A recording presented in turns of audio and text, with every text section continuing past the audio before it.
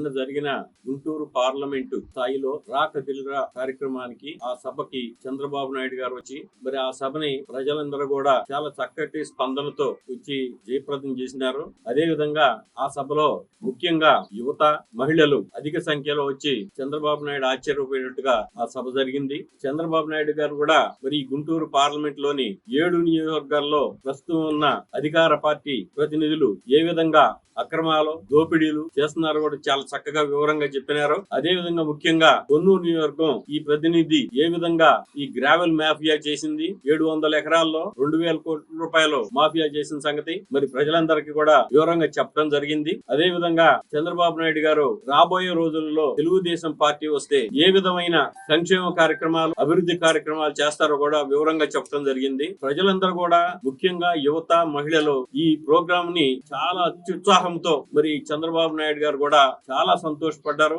ఈ కార్యక్రమంలో మహిళలు, యువత పాల్గొని వాళ్ళ యొక్క స్పందన చూసి సభ చాలా చక్కగా జరిగింది. ఏ విధమైన అవాంఛనీయ సంఘటనలు లేకుండా ముందుగా అనుకున్నట్టుగా కొంతమంది ఆల్రెడీ ఏదో అపోహలు సృష్టించారు. కానీ ప్రజలు స్వచ్ఛందంగా వచ్చి చాలా చక్కటి స్పందనతో జయప్రదం చేసినారు.